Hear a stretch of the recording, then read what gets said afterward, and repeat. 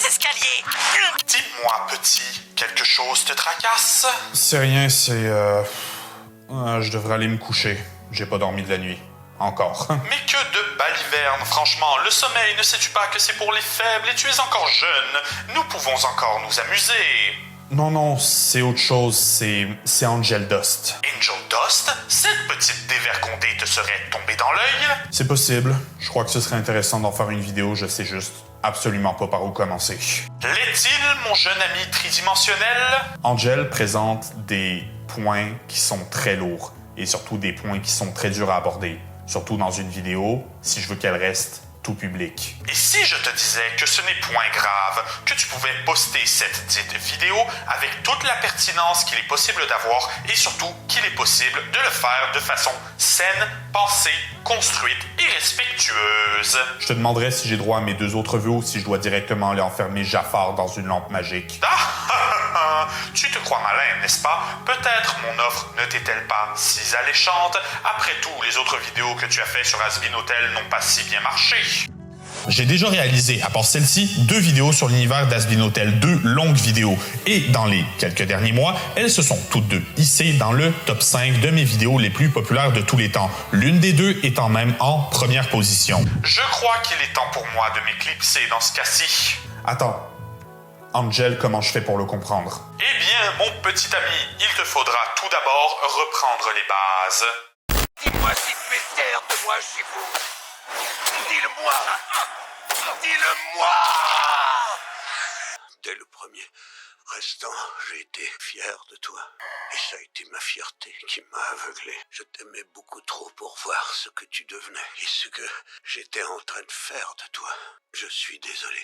Cet échange tiré du premier film Kung Fu Panda est aussi représentatif qu'il est possible de l'être du personnage de Tai Lung, à savoir quelqu'un de brisé.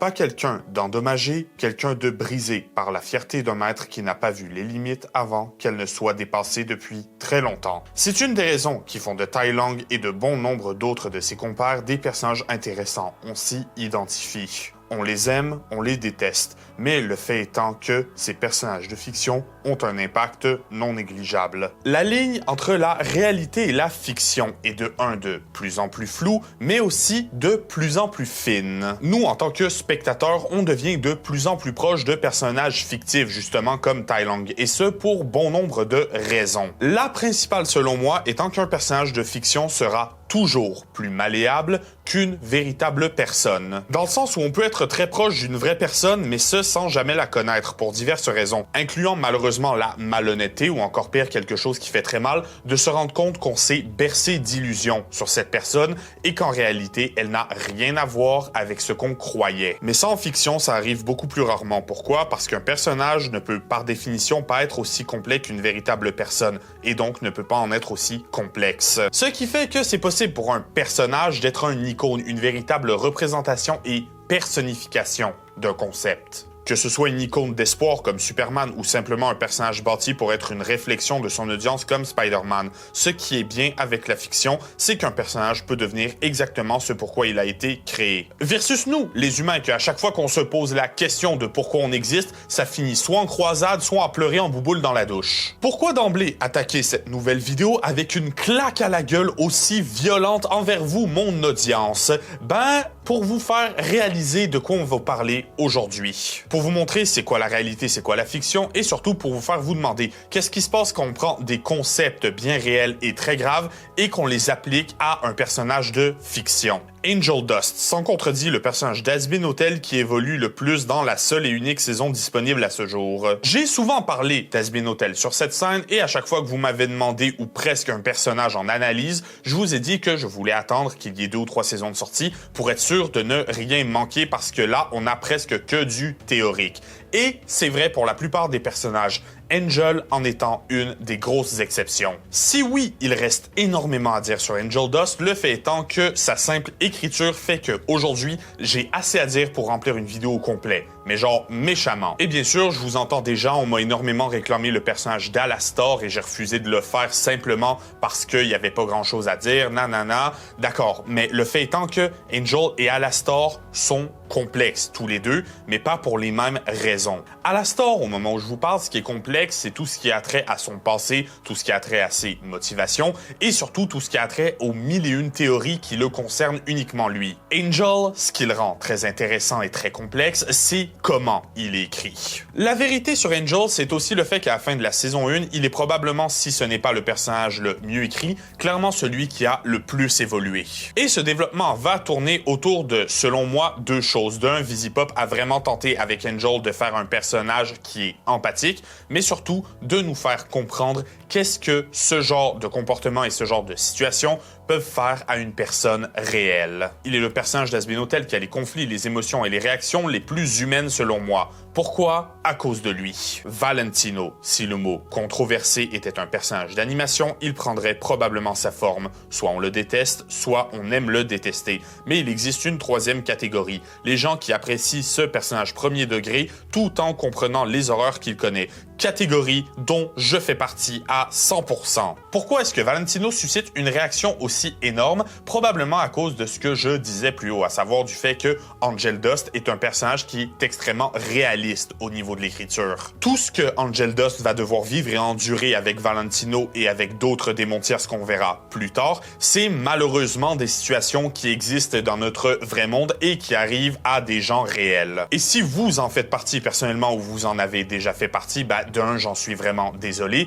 et de deux, c'est le moment où je vais lâcher un petit trigger warning. Cette vidéo va parler énormément de toxicomanie, de violences sexuelles, de relations abusives et de tout ce que ça vient engendrer, autant de façon physique que de façon mentale. Alors si c'est un sujet sensible pour vous, il est possible que ce ne soit pas la vidéo qui vous convienne le plus. Je vous redirige donc dans la description où vous trouverez la playlist de mes vidéos sur Hazbin Hotel. Deuxième avertissement, j'ai tendance à présenter mes points de façon humoristique, rapide et légère. Mais ça, c'est pour la fluidité de la vidéo. En aucun cas, je ne cherche à décrédibiliser ou même à tourner en ridicule ces situations vécues par des gens réels. C'est purement une question d'information, de diffusion et d'échange. Et c'est ça qui est bien avec des séries comme Hazbin Hotel qui mettent en valeur ce genre de situation, c'est qu'on peut en parler et en débattre sans mettre une vraie personne sous les projecteurs directement. Troisième point important, comme la vidéo que vous avez regardée est probablement très lourde, il est possible qu'elle soit aussi démonétisée. Donc plus que jamais, j'appelle à vous pour vous abonner, activer la cloche, ainsi que de laisser un like et un commentaire, sans oublier de partager la vidéo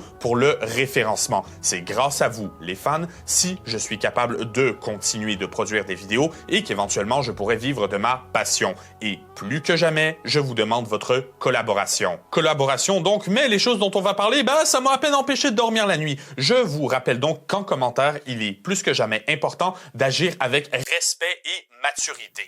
Parfait. Donc, de manière construite et respectueuse. Voyons voir ça. Alors, je te hais, tu peux pas arrêter de parler et faire des intros trop longues, espèce de gros rat. Je vais retrouver ta famille au complet et après je vais te dire... Je ne supporte pas les rageux.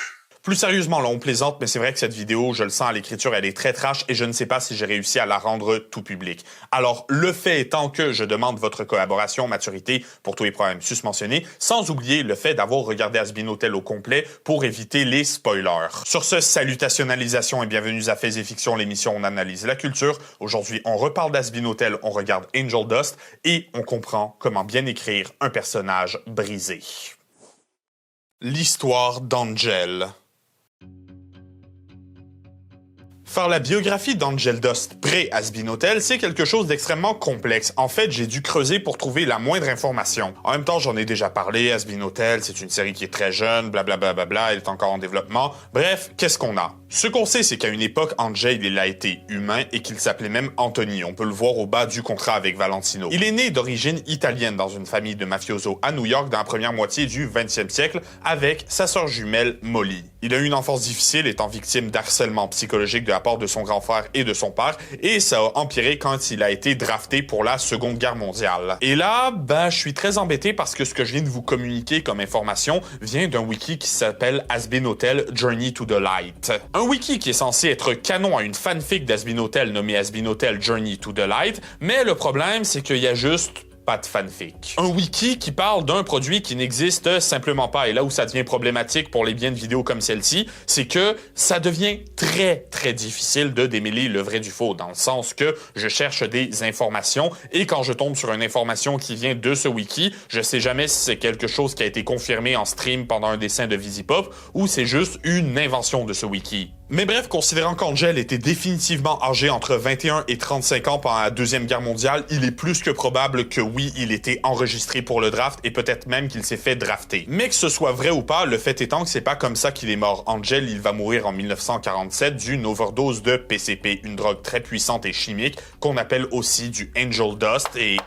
Oh non, pas lui. Ok, je suis ton toi du futur. Je sais qui tu es, quoique ça faisait longtemps que je t'avais pas vu. Oui, les parties voyage dans le temps dans les vidéos, c'est toujours super drôle, mais c'est aussi super chiant à monter. Le fait étant, tu peux pas balancer de l'info sur de la drogue comme ça sur YouTube. Comment ça? Ça fait partie de son histoire et puis j'ai déjà averti le public qu'il allait avoir des sujets assez controversés dans la vidéo. Je m'en fous. Si tu veux garder ta monétisation, tu fais tout de suite un message d'intérêt public où tu dis à ton public que s'ils essayent n'importe quelle substance illicite, ils iront directement en enfer. Est-ce que t'es en train de me demander d'utiliser la peur pour contrôler les foules? Ben écoute, qu'est-ce que tu veux que je te dise? Ça fonctionne. Le fait étant que maintenant, ce que tu vas faire, c'est tout de suite appliquer des sophismes de génération abusive et de pente glissante dans le but de te censurer toi-même. Oui, mais le problème étant que moi, je suis un vidéaste et un créateur de contenu. Je suis pas une institution religieuse et je suis pas non plus un homme politique. J'ai pas besoin qu'on ait peur de moi pour qu'on écoute ce que j'ai à dire. Ouais, ça aussi fallait que je t'en parle, les espèces d'attaques politiques et sociales. Bon, bref, le fait étant que pour le moment, parle à ton public comme s'ils avaient absolument aucun jugement et aucun sens critique. Oh, est-ce que tu peux être parano? Bon, plus sérieusement, ce genre de substance chimique, c'est hyper dangereux et surtout, c'est très mal d'en abuser, voire même de penser à peut-être éventuellement y toucher. Si vous en prenez, vous deviendrez automatiquement un démon et vous irez en enfer. Des milliers de personnes en meurent chaque année. Faites le choix responsable et n'en faites pas partie. C'est bon, t'es content? Écoute, ça va pour l'instant, mais j'étais à l'œil. Parfait, salut, ça me fait pas du tout déprimer sur comment je vais devenir dans l'avenir. Bon, le fait étant que c'est comme ça qu'Angel Dust va mourir et se retrouver en enfer. On sait pas trop pourquoi, ni ce que ça implique, ni comment faire la différence entre une âme qui monte au paradis et une âme qui descend en enfer. Le paradis eux-mêmes ne savent pas faire la différence entre une âme qui monte au paradis et une âme qui descend en enfer. Il faut être comment d'après toi pour entrer au paradis? Il faut... Je rêve. Aucun de vous ne sait ce qui permet à quelqu'un d'entrer au paradis. Ce qui serait un sujet très intéressant pour une autre vidéo, soyez sûr de la réclamer en commentaire si ça vous intéresse. Mais le fait étant qu'avec ça, on arrive à un croisement. On sait que Anthony va passer un pacte avec un démon du nom de Valentino, le tout pour devenir un... Angel, t'es acteur de film de cul. Acteur, oui, mais connu. Donc, Anthony va passer le pacte avec Valentino quand il va s'introduire chez lui pour tenter de le voler et que le démon va l'attraper la main dans le sac. En voyant l'apparence et le style de vie que menait Angel Dust, Valentino, à la place de le tuer, va simplement lui offrir un travail dans un de ses tournages. En échange de quoi, il va pouvoir recevoir absolument toutes les drogues et les richesses qu'il peut désirer. Encore une fois, ça vient du wiki Journey to the Light. Le fait étant que sur les autres wikis, tout ce que j'ai trouvé, c'est que Valentino, il était peut-être le propriétaire du building dans lequel habitait Angel et que de manière générale, ils se sont juste rencontrés comme ça. Et surtout, à ce moment, Angel, il était surtout occupé à aider son ami Cherry Bomb dans sa guerre de territoire en enfer contre Sir Pentious. Le tout dans un enfer où, une fois par an, le paradis envoie une armée d'exorcistes pour être capable de tuer le plus de pécheurs possible. Mais entre-temps, on est sûr d'une chose, Angel a bel et bien signé le contrat. Son âme appartient désormais au démon mythe. Elle n'a aucun pouvoir sur toi. Tu m'appartiens. Tu n'as pas oublié ce détail. À noter que Valentino, c'est une mythe et Angel, c'est un démon araignée. Le rapport de force entre ces deux animaux étant donc inversé. C'est pendant des décennies que Angel va devenir le jouet préféré de Valentino, endurant des menaces et des abus, autant physiques que psychologiques, à un niveau très avancé. Ce qui va venir changer ça, entre guillemets, c'est Charlie Morningstar, la fille de Lucifer, qui tente de sauver les démons de l'extermination. Pour ce faire, Morningstar va donc mettre sur pied l'hôtel Has-Been, un hôtel qui est en fait un énorme centre de réhabilitation pour les démons voulant la rédemption et éventuellement, en changeant de comportement, peut-être monter au paradis. Angel Dust va devenir le premier résident de ce nouveau centre de réhabilitation et honnêtement, on peut pas dire que ça se passe comme prévu. Juste veille à garder tes petits piments au frais, bébé. T'essayes d'être quoi, là? Sexiste ou raciste? Non, ce qui t'emmerde le plus, chialeuse.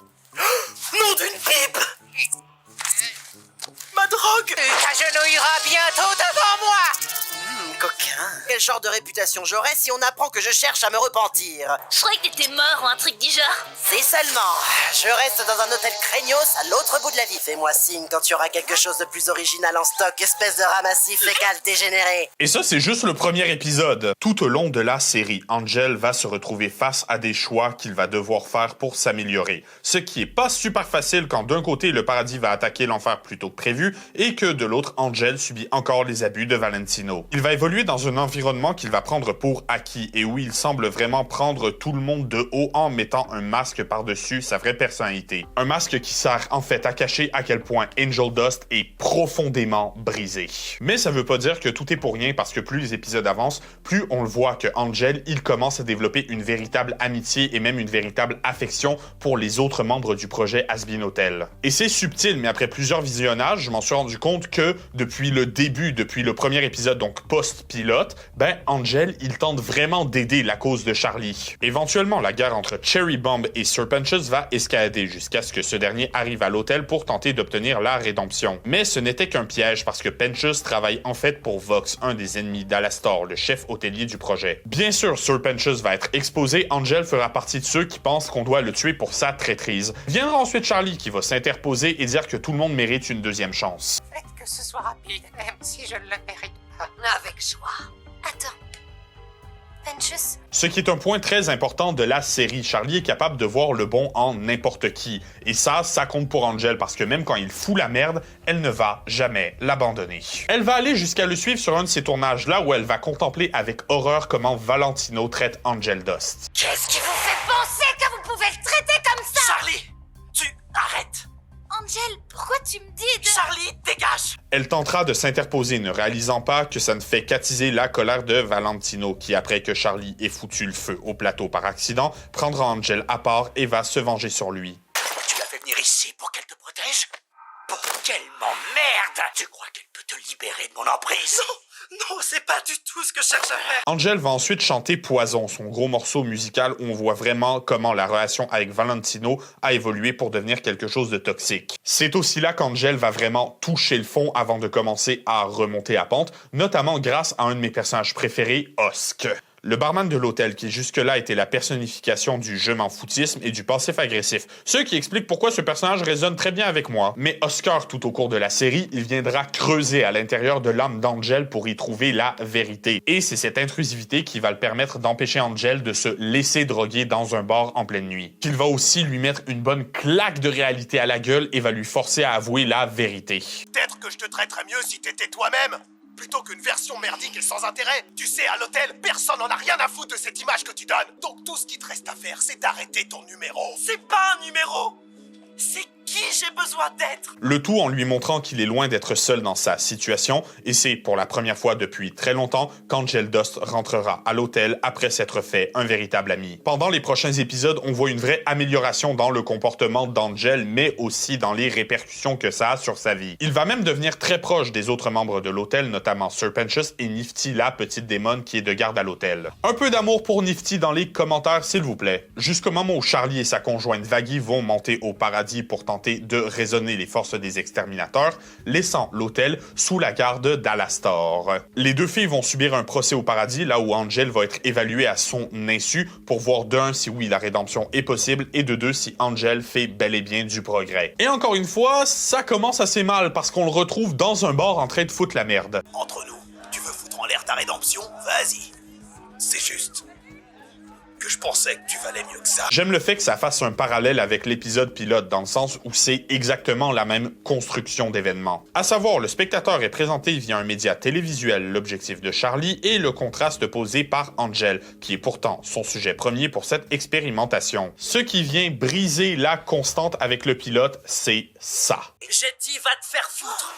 Je veux bien supporter tes conneries à longueur de journée, Mais tu touches pas à mes amis! Angel, à ce point, c'est toujours un petit con arrogant, mais là, il l'est pour les bonnes raisons, à savoir, il se fait passer au second plan pour être capable de protéger quelqu'un qu'il aime du joug de Valentino. Mais malheureusement, ça ne suffira pas à convaincre le paradis d'arrêter les exterminations. En fait, c'est limite si ça va pas nuire à leur cause. Ma théorie personnelle étant que le paradis, en voyant à quel point ce pourrait être possible qu'un démon puisse franchir les portes du paradis, ils ont simplement eu une vraie haine raciste qui a grandi et ont donc commencé à encore plus détester les démons. Bref, tout ça pour dire que les forces des exterminateurs arrivent toujours, même l'Asbin Hotel n'est plus un endroit sûr et que ses résidents sont libres de quitter pour se protéger si le besoin est. Mais non, c'est pas ce qui va se passer. Angel sera avec ses amis sur la ligne de front pour défendre sa nouvelle maison et le projet qu'il porte maintenant dans son cœur. C'est un combat sans pitié qui s'ensuit jusqu'à ce que Adam, le chef des exterminateurs, ne tue Serpentius. À ce moment, c'est grâce à l'espoir porté principalement par Charlie et à la persévérance des membres du projet et de l'armée qui se dresse contre les anges qu'on va réussir à retenir Adam assez longtemps pour que Lucifer arrive et lui démonte la gueule. Et maintenant, je vais totalement te déflorer! Je sens qu'on va bien se marrer. C'est défoncé. C'est Nifty qui va achever Adam, les forces angéliques sont repoussées et jusqu'à la prochaine menace qui pointe déjà le bout de son nez, tout est bien qui finit bien pour Angel. Ou tout du moins, c'est comme ça que c'est présenté à la fin de la saison parce que, soyons honnêtes, si c'est une conclusion satisfaisante qui fait extrêmement plaisir aux fans d'Angel Dust, la réalité c'est qu'il est toujours au fond du trou et surtout, il est toujours esclave de Valentino.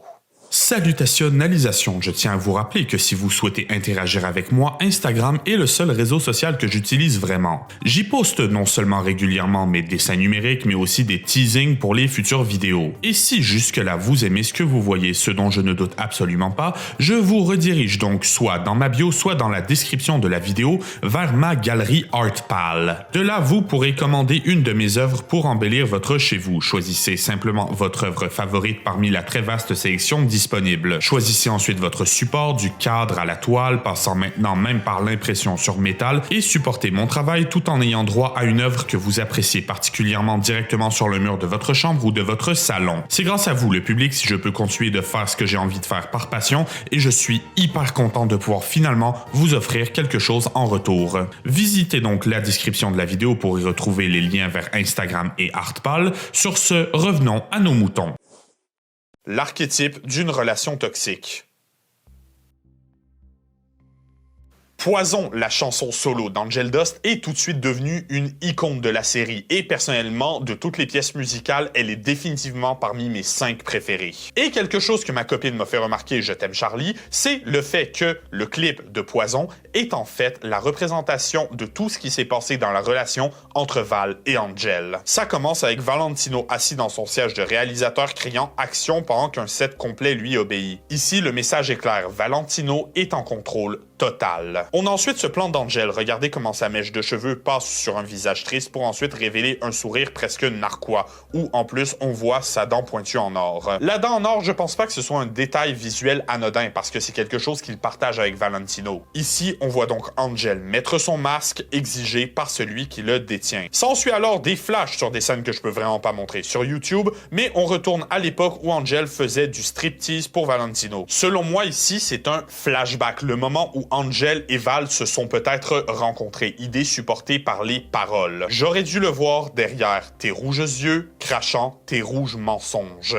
Ensuite est entouré par les sbires de Val et on le voit pénétrer dans le monde du réalisateur. Oui, j'ai dit pénétrer vos gueules. Le tout accompagné par les paroles, le pire dans cet enfer, c'est que je ne peux m'en prendre qu'à moi-même. Ici, Angel est en train de nous raconter comment il est tombé dans le piège de Valentino. On les voit ensuite danser et soyons honnêtes, Angel a l'air assez heureux là-dessus. Il semble apprécier la proximité avec Val. Surtout que pour une fois, ils sont dans une pièce éclairée, seuls, sans un seul membre de l'équipe de tournage. Ce qui me fait penser que avant de signer le contrat, Angel, c'était pas juste une question d'argent ou de devenir une star dans ses films. Je pense qu'il était réellement amoureux de Valentino et peut-être même que pire, il l'est encore. Je sais que tu es un poison, que tu me nourris de poison. Accro à ce sentiment, je ne peux m'empêcher de l'avaler. Ici, c'est très malin de la part des scénaristes et des rédacteurs de la chanson, parce qu'on nous fait comprendre que même si Angel aime Valentino, c'est un amour qui est maladif et toxique. C'est un amour qui vient le détruire de l'intérieur. Angel est un toxicomane avec d'énormes problèmes de consommation et Valentino, selon moi toujours, c'est la personnification de ces démons, puisque ce sont les choix et addictions d'Angel qui l'ont conduit dans les griffes du contrat avec le démon mythe. Mais aussi parce que Valentino est un mal qui vient détruire Angel et que pendant très longtemps, il l'acceptait, voire pire, il normalisait la situation. C'est encore pire quand tu sais que Valentino, ses phéromones se présentent sous le joug d'un filtre d'amour qu'il est capable de sécréter et donc de rendre n'importe qui accro à lui. Et Angel, c'est très impliqué qu'il en consomme régulièrement. Et le consomme probablement de son plein gré, je vous rappelle ce beau morceau de dialogue. Cet a mis quelque chose dans ton verre. Tu me crois pas capable de voir si quelqu'un met de la drogue dans mon verre? Ça m'arrive tout le temps! Cette séquence finit avec Valentino qui jette Angel violemment à terre et Angel qui le regarde presque en réclamant plus. Ici, on voit le problème. Valentino commence à être violent, mais Angel pense que ça fait partie de la relation. Déclarant avec les paroles « Je sais que tu es un poison, mais j'ai fait mon choix et chaque soir, je vis comme s'il n'y avait pas de lendemain. » On voit ensuite encore des scènes que je ne peux pas montrer sur YouTube,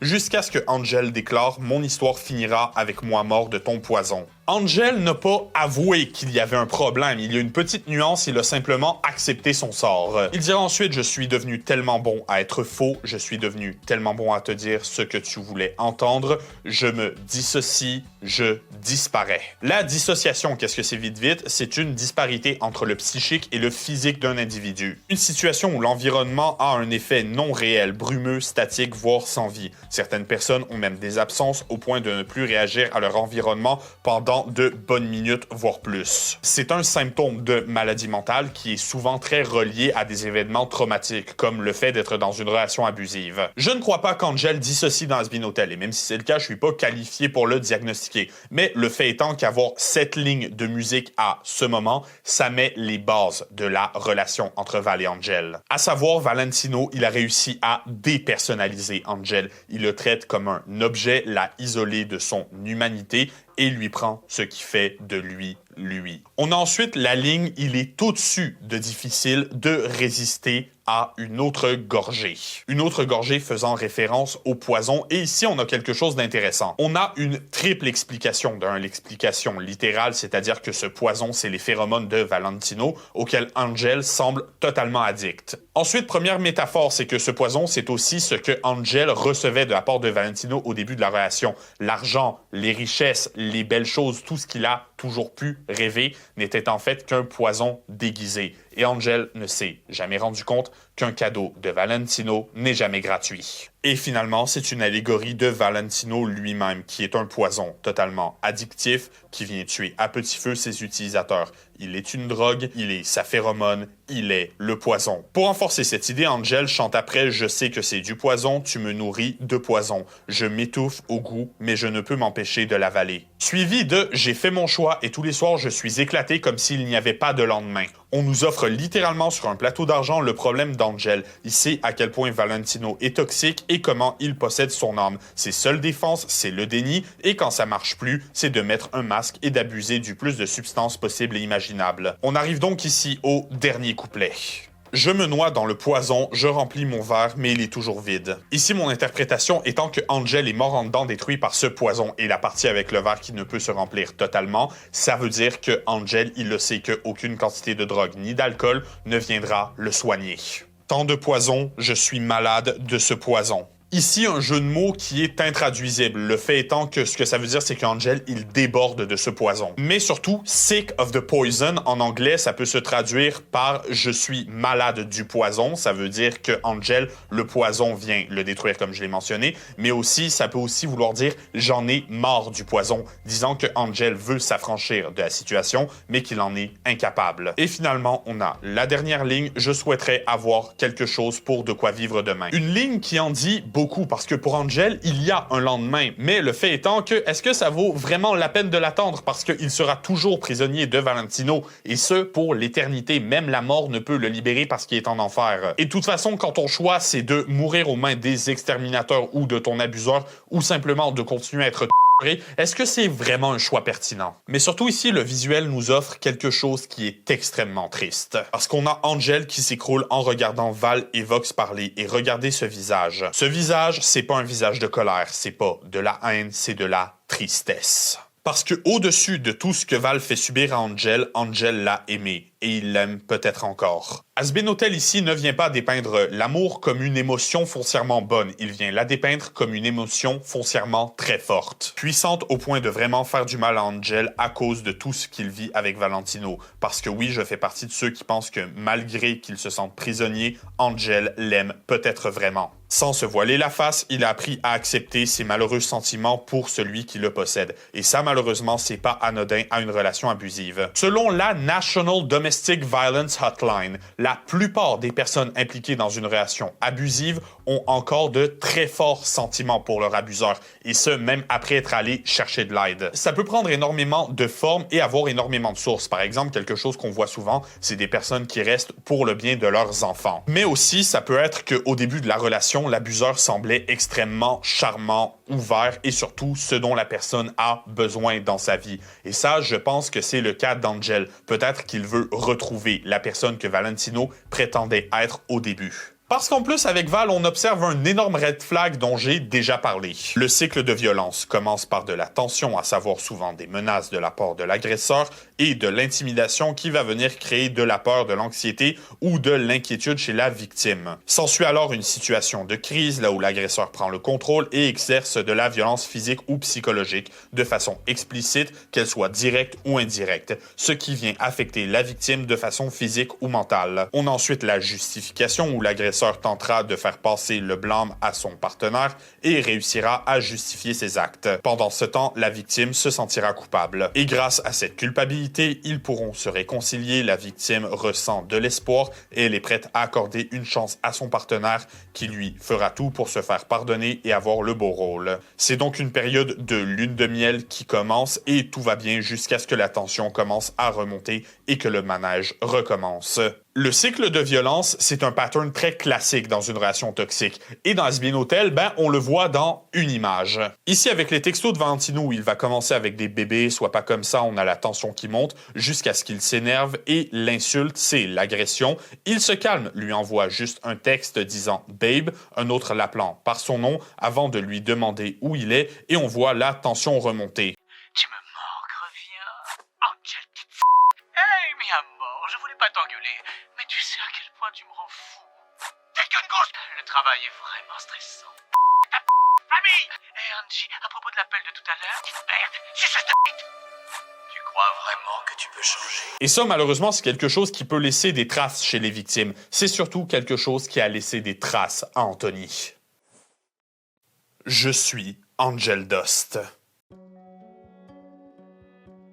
Je pense vraiment qu'Angel Dust est le personnage le plus humain d'Hazbin Hotel, surtout à cause de ses motivations en fait. Charlie, c'est une Hellborn, c'est-à-dire qu'elle est née en enfer et son but est de transcender la réalité en prouvant qu'une âme peut passer de l'enfer au paradis. Déjà là, je peux pas dire que je connais le sentiment. Vaggie, elle vient l'aider là-dedans, tentant de masquer son passé d'ange déchu et de renégat des exterminateurs. Hosk, il avait réussi à bâtir un empire sur les âmes qu'il collectait et il a tout perdu au jeu, sans dire que c'est pas super humain comme situation. Vous ne nierez pas que c'est pas un niveau habituel. Nifty est cinglé et pour Alastor, c'est encore très flou, mais on sait qu'un énorme jeu politique s'en vient sur lui et c'est ce qui va secouer le paradis et l'enfer. Mais Angel, ce qu'il veut, c'est la liberté, c'est éventuellement d'être capable de s'affranchir de Valentino et ce, malgré l'amour qu'il lui a déjà porté et peut-être même qu'encore une fois, il lui porte encore. Motivation qui d'un est tout à fait compréhensible et humaine, mais surtout, je pense qu'on peut tous au moins comprendre d'où vient ce sentiment. Peut-être pas au même niveau, mais je suis sûr que vous vous êtes déjà senti opprimé par quelqu'un, par un prof, par un parent, par une figure d'autorité, que vous sentiez que il ou elle abusait de son pouvoir sur vous.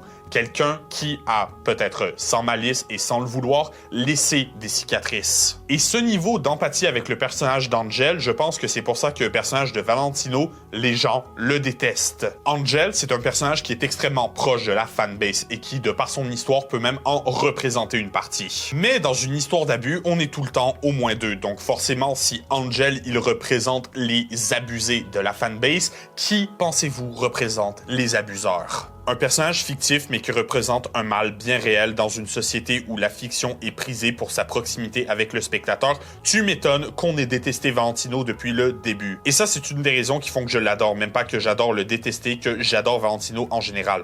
Un bon méchant qui vient te chercher à ce point sans tomber dans le piège de devenir une face à claque énervante, c'est un méchant réussi. Mais aussi, c'est un méchant qui est venu laisser des cicatrices à Anthony. Et oui, j'ai bien dit à Anthony et pas à Angel Dust. Anthony, arrivé en enfer, prendra le surnom de Angel Dust, la drogue qui l'a tué. J'aime penser que c'est une manière de s'approprier cette drogue, de retrouver un semblant de contrôle sur ce qui lui a pris sa vie. Mais Angel Dust, je pense que c'est aussi et surtout un masque. C'est une personnalité qui est faite pour protéger Anthony du monde extérieur. Et ça, on le voit principalement dans 2 scènes de la série. D'un, la première fois où Penchus va faire du progrès. Écoutez ce que Vaggie va venir dire à Angel. Tu nous fais passer pour des nazes, tu harcèles sexuellement le personnel et tu ne fais strictement aucun effort pour t'améliorer. Ce qu'elle veut dire, c'est que pour une fois, c'est sympa d'avoir quelqu'un qui a le désir de changer. Et là, juste à côté, t'as Angel qui voit Penchus faire une toute petite shot à la rédemption et qui reçoit des louanges. Je comprends que ça vienne le chercher. Surtout quand tu considères que c'est juste un autre masque que Anthony va porter. Dans les faits, on le sait pas à quel point il essaie de s'améliorer. Ce qui vient le blesser ici, c'est que de un, Penchus, il reçoit des louanges de la part de ses amis alors qu'il est là depuis seulement une journée, mais de deux, que en termes de rédemption, Angel lui-même ne sait pas s'il en est capable. Et on peut pas vraiment le blâmer regardant sa situation parce que les gens qui sont problématiques dans une relation, est-ce que vous savez c'est quoi une de leurs armes les plus redoutables? C'est l'isolement, la dépersonnalisation et surtout le fait de couper les ponts avec le monde extérieur. On le voit avec Val, il isole Angel, le fait surtravailler et quand il s'énerve, il lui fait payer professionnellement. Profite bien de ta soirée, vieille parce que ce qui t'attend demain sur le plateau sera l'une de tes prestations les plus titanesques. Débarrasse-nous de cette bouffe et ensuite, on tourne toute la nuit. Compris? Oui, Val. Bien. De un, ça vient lui mettre dans la tête qu'il est un bon à rien, et de deux, ça vient l'empêcher de peut-être se sentir accepté par une autre communauté et éventuellement d'aller chercher de l'aide. Idée de laquelle j'ai envie de parler dans la 2e scène, la scène où, selon moi, le masque de Angel Dust est porté avec le plus de fierté. La scène où il va essayer de flirter avec Husk. Joue pas à ça. Oh, je t'en prie. Je parie que je peux te faire battre des ailes. T'imagines même pas la chance que t'aurais de pouvoir me... Tu sais combien je vaux? Tu sais combien de personnes tueraient pour que Angel Dust leur chatouille les... Angel, il est grand, il est célèbre, il est un premier prix, c'est un vrai sexe symbole. Selon lui, tout le monde devrait soit vouloir être avec lui, soit vouloir être lui. Mais ça, dans les faits, c'est beaucoup plus complexe. Il parle de lui à la 3e personne justement parce que Angel Dust est un personnage qui a été bâti pour représenter tout ce qu'il aimerait être et surtout tout ce que tout le monde devrait vouloir avoir. Il dit même à Husk qu'il devrait se sentir flatté que Angel Dust s'essaye dessus. Ça cache beaucoup de choses. Sans parler du fait que c'est absolument pas la réalité, autant de la part de comment c'est reçu chez Husk, de la part de comment c'est distribué chez Angel. Le Angel que tout le monde désire, c'est le Angel de ses films, c'est le personnage bâti, c'est le personnage qu'on voit à l'écran, c'est le masque qu'il porte pour protéger le peu de ce qu'il reste d'Anthony de Valentino. Mais c'est aussi un personnage misérable et vide qui n'est pas un 10e aussi intéressant que la personne sous le masque. Mais c'est un personnage confortable, c'est un personnage sécuritaire. Et ici, on voit un peu qu'Angel, il en profite un peu parce qu'il peut pas se comporter comme ça au travail parce que Valentino va lui démonter la gueule, littéralement. Mais surtout, on a une réaction qui, d'une certaine façon, est assez compréhensible, à savoir la colère envers Husk. À l'hôtel Has-Been, les gens envahissent la vie d'Angel. Ils tentent de lui parler, fouillent dans son esprit et dans les recoins les plus noirs de son âme. C'est exactement comme ça que Val a eu Angel. Ici, les intentions ont beau être différentes, les outils pour y arriver sont exactement les mêmes. Donc forcément, à la seconde où il sent quelqu'un arriver proche d'Anthony, Angel Dust se déchaîne. Me fais pas ton petit numéro, ça n'a jamais marché sur moi. Tout ce que t'arrives à faire, c'est de te ridiculiser, pauvre mytho. Traite-moi encore une fois de mytho, et tu vas voir. Mytho. Espèce de trou. Ah! T'as fini? Il passe en mode défense, il passe en mode agressif, il passe en mode insulte. Et honnêtement, avec tout ce qu'il a vécu pendant des décennies d'abus sur un plateau de tournage, est-ce qu'on peut vraiment le blâmer? C'est ce qui est vraiment triste par rapport à l'existence d'Angel, c'est cette persona qu'il a dû adopter pour garder ne serait-ce qu'une fraction d'une fraction de son identité. Quand tu commences la série de prime abord, surtout si tu as regardé le pilote en premier, tu te dis qu'Angel Dust, c'est juste un connard arrogant. Mais dans les faits, plus tu regardes, plus tu te dis que tu l'as peut-être jugé un petit peu trop vite. Mais vous savez ce qui est toujours très satisfaisant avec un personnage qui porte un masque, c'est que ce masque, on peut le lui arracher. Sortir des abysses. Il est difficile de sortir d'une relation toxique et des fois encore plus difficile d'en guérir, mais c'est toujours possible. Contrairement à Angel, qui lui est totalement prisonnier de cette relation. Pourquoi? Parce que d'un point de vue légal et même d'un point de vue magique, il est la propriété légale de Valentino. Ça a toujours été ça le thème principal du personnage d'Angel Dust, c'est qu'il est un objet pour son détenteur et que ça le conduit vers l'autodestruction. Les comportements autodestructeurs, c'est-à-dire des actions entreprises par une personne dans le but de se faire du mal à soi-même, c'est quelque chose d'assez commun chez les gens souffrant de troubles mentaux assez sévères. Selon Healthline.com, voici donc certains comportements autodestructeurs. Moi, ce qui m'intéresse ici, c'est le surplus d'alcool, les activités compulsives et les comportements sexuels risqués. Commençons donc par le surplus de drogue et d'alcool, ce qui est une des bases du personnage d'Angel. Je t'ai demandé un truc fort, bordel. Oh, pardon. J'avais pas compris que t'étais en mode boire pour oublier. Il le dit lui-même dans la chanson Loser, il n'y a pas une drogue qu'il a pas essayé. Et comme mentionné, le comportement autodestructeur peut avoir plusieurs sources et surtout plusieurs objectifs. Mais dans le cas d'Angel, c'est le but de retrouver une certaine forme de liberté. C'est ça Angel, c'est quelqu'un qui cherche à se détruire de manière tellement violente que Valentino perdra intérêt pour lui. Parce que Angel en tant que tel, c'est quelqu'un qui a énormément de valeur pour quelqu'un qui travaille dans le monde de Valentino. Surtout quand tu comptes le fait que techniquement, il peut pas dire non. Et c'est pas une image, le fait étant que la meilleure façon de briser le cycle de violence, c'est quand la personne abusée met ses limites, voire s'en va directement. Et le fait étant que c'est pas possible pour Angel, pourquoi? Parce que Valentino le détient. Aux yeux de Val et selon les règles établies par la série, Angel est son jouet, il est son objet et c'est la source de l'autodestruction du personnage. S'il est un objet, il peut être brisé. Un objet brisé est un objet inutile et un objet inutile, on l'oublie ou on le jette. Et peut-être que si j'arrive à me détruire par la même occasion, je ne serai plus son jouet préféré et peut-être qu'il me laissera enfin partir. C'est l'espoir d'Angel que Valentino n'ait plus jamais besoin de lui et qu'il le laisse partir, voire même qu'il le laisse tranquille pendant un temps pour goûter à un tout petit répit. Ce qui nous amène à notre deuxième point, les comportements sexuels risqués. Et là, considérant le fait que c'est Angel qui a l'air d'être allé voir Valentino à la base, je pense qu'on peut au moins se demander si ces comportements autodestructeurs n'ont pas toujours fait partie de lui. Mais aussi, il y a son attitude avec Husk. Et où dois-je chercher d'après toi? Peut-être dans ta chambre, sous la couette. Si on outrepasse le fait que le comportement d'Angel est totalement inacceptable vis-à-vis Husk, on peut se demander d'où il vient. Parce que malgré le harcèlement, Angel et Husk sont devenus un des ships les plus populaires d'Azbin Hotel. Pourquoi? À cause du troisième point, les comportements compulsifs, et ici on parle plus vraiment d'Angel. Toujours selon Healthline.com, les comportements compulsifs, c'est des trucs qui sont démesurés, comme le shopping abusif ou le gaming par exemple. Non, je peux pas dire ça. Je peux pas citer le gaming comme addiction quelque part où ça va même toucher la sphère Internet. Je vais juste me faire démonter en commentaire. Mais non, franchement, vas-y, je trouve qu'une bonne dose de chaos est justement ce qui manquait à ta section commentaires. Bon, d'accord, polémique dans 3, 2, 1. Voilà, c'est publié. Wow.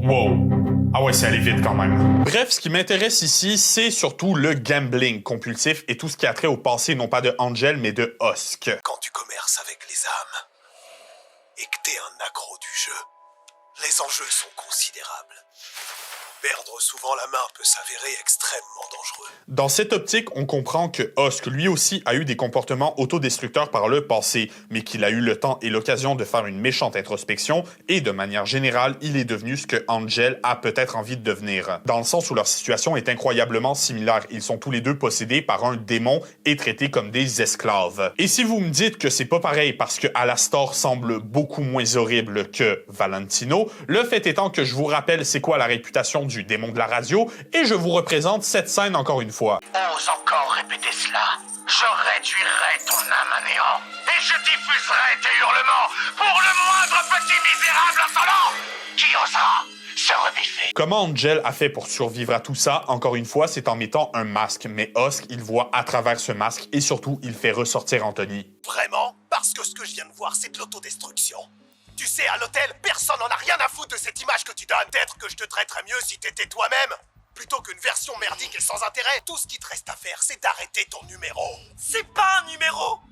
C'est qui j'ai besoin d'être. Peut-être parce que Husk a déjà été dans ses chaussures et surtout parce qu'il est capable de voir le véritable potentiel de cette personne. Sans oublier le fait que du côté de Angel, je pense qu'il aimerait énormément devenir ce que Husk est devenu. Et c'est peut-être ce dont il a besoin pour aller mieux. Si tu regardes Husk, c'est quelqu'un de très conscient de lui-même. Il a beau être super aigri, voire même désagréable. Moi, je pense que ça traduit surtout une certaine notion essentielle aux deux personnages, à savoir la survie. Ce qui fait que Husk est capable de vivre sa vie à lui et de ne pas se détruire avec le fait qu'il est la propriété d'un autre démon, c'est, selon moi, un énorme niveau de résilience et d'endurance émotionnelle. C'est ça, Husk, c'est le pouvoir du stoïcisme, une philosophie qui se base sur l'éthique personnelle et sur la logique par rapport au monde qui nous entoure. Une philosophie qui vient prôner le fait d'accepter son destin. On n'est pas, contrairement à ce qu'on en pense, dans le dédain de l'émotion, mais plutôt dans la sérénité et le contrôle de ses émotions. Un excellent exemple de stoïcisme en fiction, c'est le personnage de Ferb dans Phineas et Ferb. Et je vous jure, c'est pas une blague, allez voir la vidéo. Mais aussi le stoïcisme, c'est quelque chose qui réussit énormément à Husk et qui, très honnêtement, manque à Angel pour pouvoir remonter la pente. Quand Husk le confronte, Angel se brise en larmes,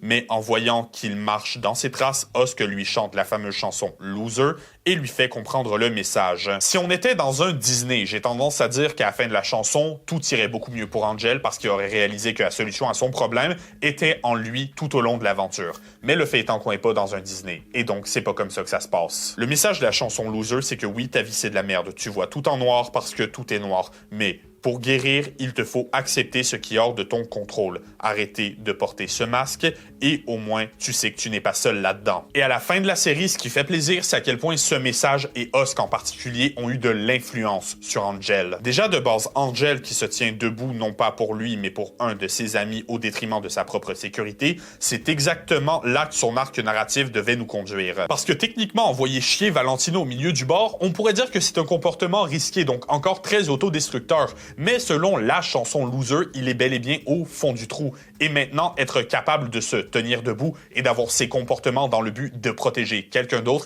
c'est définitivement un pas dans la bonne direction. Et surtout, écoutez ce que Angel vient dire à Valentino dans cette scène. En studio, tu peux faire de moi ce que tu veux. C'est stipulé dans le contrat. Mais en dehors, je fais ce que je veux. Donc je te répète, encore une fois, va te faire... Et voilà, ici, on a le double tranchant du stoïcisme. Si au studio, Angel ne peut pas contrôler ce que lui fait Valentino, dans le monde extérieur, il est sa propre personne, il a un semblant de contrôle, et ce contrôle, en ce moment, il l'exerce en protégeant Nifty. C'est le point culminant de l'arc d'Angel. Il a appris avec les épisodes que, même s'il est toujours au fond du trou, même s'il est toujours abusé, et surtout, même s'il est toujours quelqu'un de brisé, il y a d'autres façons que les comportements autodestructeurs pour faire face à ces démons. Ce qui va être très utile dans la bataille finale contre Adam. Dans la bataille finale, Angel il est assez en retraite. Après tout, son arc de saison, il est plus ou moins conclu et on se concentre plus sur Charlie, Lucifer et Vaggie. Mais le fait étant que Angel, il est resté pour se battre. La logique étant ici que si les anges descendent pour exterminer les Sinners, autant mourir en se battant. Encore une fois, c'est un très bon exemple d'accepter ce que tu ne peux pas contrôler. Angel ne peut pas contrôler le risque, mais il contrôle si oui ou non il peut tenter de faire quelque chose pour arrêter ce risque. Et dans cette même séquence, il y a une scène que moi personnellement je trouve sous-cotée, c'est-à-dire comment Angel réagit à la mort de Sir Pentious. Ça aurait pu mal finir.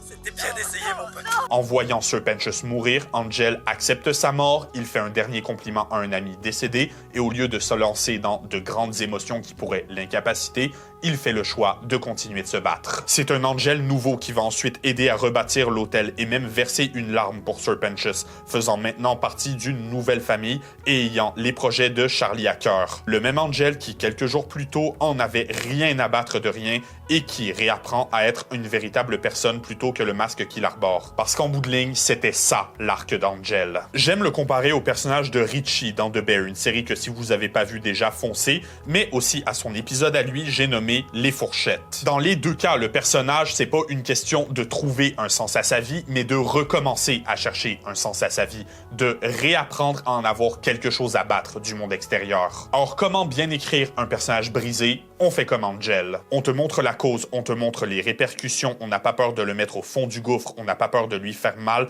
et de le faire souffrir. Mais c'est à double tranchant parce que, pour qu'on comprenne à quel point Angel est brisé, Hazbin Hotel a avant tout dû nous montrer tout ce qu'il avait à gagner à remonter la pente. L'amitié, l'amour, le contrôle, la sincérité et par-dessus tout la paix intérieure. Il est évident que Angel n'a pas fini de souffrir et je vois bien Valentino devenir un des antagonistes principaux d'Hazbin Hotel dans les futures saisons. Pour Angel, ce sera dur, ce sera éprouvant, ce sera même épuisant, mais de l'autre côté, il en ressortira probablement comme la meilleure version de lui-même qu'il est possible d'avoir. Sur ce, mes amis, Angel Dust, si c'est loin d'être mon personnage préféré, c'est définitivement le personnage le plus empathique d'Hazbin Hotel, du moins à la fin de la saison 1. Pour son alignement, donc, considérant tous ses comportements très autodestructeurs, mais considérant qu'il ne le fait pas pour faire de mal à qui que ce soit, je pense que je vais l'envoyer à Chaotique Neutre. Soyez sûr d'argumenter en commentaire. Sur ce, mes amis, vous pouvez cliquer juste ici pour voir notre dernière vidéo, ou vous pouvez cliquer juste là pour voir notre dernière vidéo qui parle d'Hazbin Hotel. Dites-nous en commentaire de quel autre personnage ou sujet on devrait parler, tant qu'à être là, pourquoi ne pas vous abonner, activer la cloche et nous suivre sur Instagram au passage. Sur ce, je vous laisse et je vous verrai la prochaine fois pour de plus amples explorations